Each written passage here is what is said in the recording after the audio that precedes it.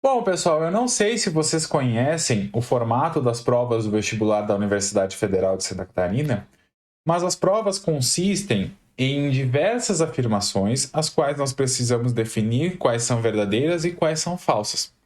No final, nós precisamos somar um valor correspondente a cada uma daquelas que são consideradas verdadeiras e colocar como resposta. Para isso, nessa questão, eu selecionei 5 afirmações retiradas de várias provas da UFSC e dessa forma a gente precisa definir quais delas são verdadeiras e quais delas são falsas. A primeira afirmação que eu apresento para vocês foi retirada de uma prova de 2012 e nós vamos ler com bastante atenção. Jogam-se simultaneamente dois dados, um vermelho e um branco, então eles são distinguíveis. A probabilidade de que a soma dos números mostrados nas faces de cima seja menor do que ou igual a 6 é 1/2.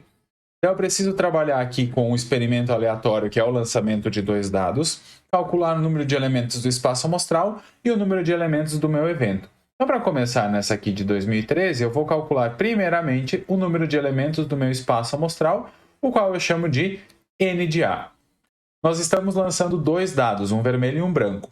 Para o vermelho eu tenho 6 possibilidades e para o branco eu também tenho 6. Como eu lanço um dado e outro, eu utilizo o princípio multiplicativo, que resulta em 36 possibilidades diferentes nas combinações dos resultados dos dois dados.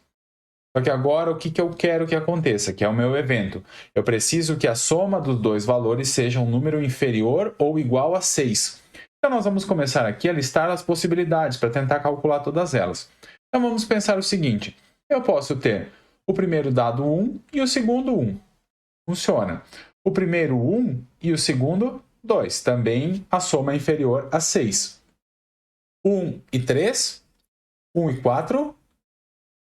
E eu paro em 1 e 5 com o primeiro. 1 e 5. Então aqui nós temos as possibilidades em que o primeiro é 1. 1 e 6 não pode porque já ultrapassa a soma 6. Eu posso ter o primeiro dado sendo 2 e o segundo 1, a soma dá 3. Da mesma forma que eu posso ter os dois valendo 2, eu posso pegar o 2 e o 3 e também o 2 e o 4. Paro por aqui quando o primeiro vale 2. Vamos para o 3. Eu posso ter 3 e 1, 3 e 2 e eu paro no 3 e 3. E aí a soma já dá 6 e não pode mais do que isso.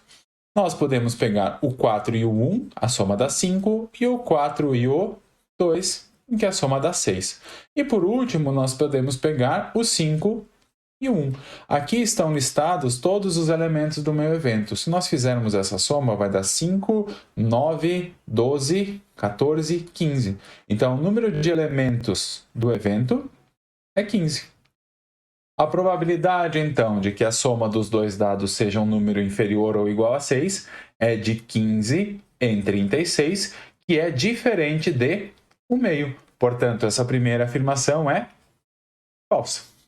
A segunda afirmação foi retirada de uma prova de 2018, um pouquinho mais recente, e está dizendo que, na final do concurso de Miss Brasil, estão classificadas as misses do Ceará, Goiás, Paraíba, Rio Grande do Sul e de Santa Catarina. Em determinada prova, devem ser sorteadas ao acaso 2 candidatas para um teste fotográfico. O sorteio consiste em retirar de uma urna sem reposição 2 papéis grafados com a sigla do estado em que cada candidata representa. Se na primeira retirada foi sorteada a representante do estado da Paraíba, a probabilidade de a outra candidata ser da região sul do Brasil é igual a 2/5. Então vamos pensar, nós estamos retirando um elemento de uma urna, esse é o experimento aleatório. Já disse que foi sorteada uma candidata, então eu já retirei aquela pessoa que é da Paraíba, eu já vou riscar essa pessoa. E agora o que eu tenho? Dentro da urna eu tenho 4 possibilidades. Então, para esse experimento que é retirar a próxima pessoa, eu tenho 4 opções. Aqui o meu espaço amostral vai ser de 4. Eu já vou colocar aqui só para marcar que é de 2018. Se nós olharmos aqui no final, observe que não tem como ser verdadeiro, porque aqui está dizendo 2 em 5. Está dizendo que o meu espaço amostral tem um número múltiplo de 5 antes de simplificação, não pode ser. Só que assim, ela já foi retirada. Depois eu quero que seja do Rio Grande do Sul ou de Santa Catarina, porque elas precisam ser dos estados do sul do país. Então o número de elementos do meu evento aqui é 2. Então a chance de ser retirada uma pessoa do sul do Brasil é de 2 em 4, que é a mesma coisa que 1 meio, 50%. Então, essa afirmação também é falsa. Agora nós vamos verificar a veracidade da afirmação retirada de uma prova de 2012 e começa dando informações sobre os números que são chamados de palíndromos. Aqui nós estamos trabalhando com números de 3 algarismos e ele é chamado de palíndromo quando o algarismo das unidades é igual ao algarismo das centenas. Por exemplo, o número 464 é um palíndromo. Isso porque o algarismo das unidades é igual ao algarismo das centenas. Isso só vale para números de 3 algarismos. Escolhe-se aleatoriamente um número dentre todos os números de 3 algarismos formados por 1, 2, 3, 4 e 5. Então, nós estamos trabalhando com a retirada de um número, escolha aleatória de um número de 3 algarismos que são formados por esses 5. De quantas formas a gente pode fazer essa retirada? E isso vai determinar o número de elementos do meu espaço amostral. Para isso, eu vou começar aqui fazendo esse cálculo do número de elementos do meu espaço amostral.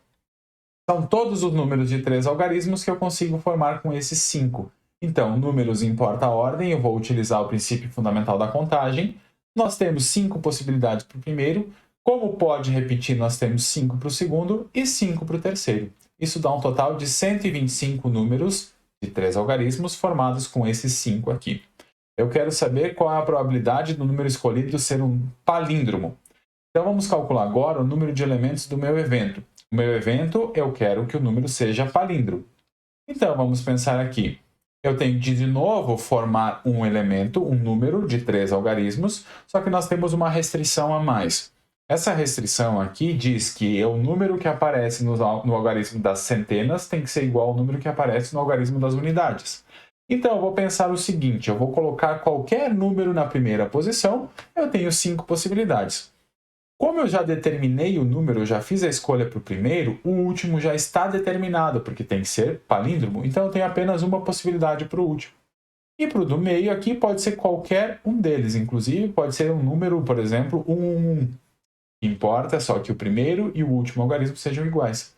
No total, aqui nós temos 25 números palíndromos que a gente consegue formar com esses 5.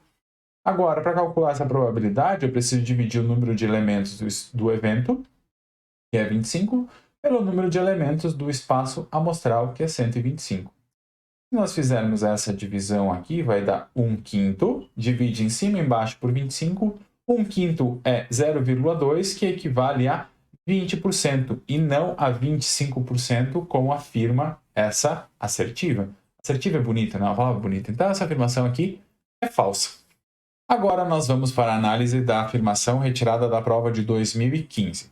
Supondo que um casal queira ter 3 filhos, a probabilidade de serem do mesmo sexo é de 12,5%. Primeiro, eu preciso determinar de quantas maneiras esse casal pode ter 3 filhos, levando em consideração o sexo, e depois verificar os casos favoráveis, que são todos do mesmo sexo, todos homens ou todas mulheres. Então, para isso, vamos começar com o número de elementos do meu espaço amostral, pensando na formação de 3 filhos, na criação.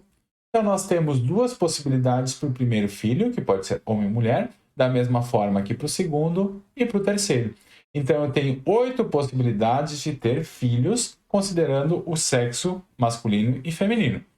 Agora, os casos que são favoráveis são aqueles casos em que nós temos todos do mesmo sexo. Então, por exemplo, nós podemos trabalhar só com 2 possibilidades, que são feminino, feminino, feminino, e nós podemos ter masculino, masculino e masculino. Então, aqui nós temos a probabilidade de 2 em 8, 2 em 8, que é a mesma coisa que 1/4. Se nós dividirmos, vai dar 0,25, o que é 25% e não 12,5%. Então, mais uma afirmação que é falsa. E a nossa última afirmação foi retirada de uma prova de 2009 e afirma que a probabilidade de sair um rei, ou uma dama, ou um valete quando retiramos uma carta de um baralho de 52 cartas é de 3/13. Para começar, a pessoa precisa saber que nesse baralho de cartas há 4 naipes, e em cada naipe há um rei, uma dama e um valete. Então, eu não sei até que ponto essa questão não poderia ser anulada, porque a pessoa precisa conhecer o baralho de cartas, uma coisa que não é necessária em matemática, né? Mas vamos começar o seguinte, eu vou retirar uma carta do baralho. Então, eu já consigo afirmar que o número de elementos do meu espaço amostral é 52, porque eu posso retirar de 52 maneiras diferentes. Agora eu tenho que calcular o número de elementos do meu evento.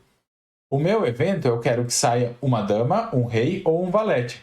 Mas eu tenho 4 possibilidades de rei, porque há 4 naipes. E aí eu tenho 4 possibilidades de dama, um para cada naipe, e ainda 4 possibilidades de valete, um para cada naipe. Eu estou fazendo a soma porque eu quero um rei, ou uma dama, ou um valete. Então eu tenho 12 casos que são favoráveis. Agora eu preciso fazer a divisão de 12 por 52, que determina a probabilidade desse evento ocorrer.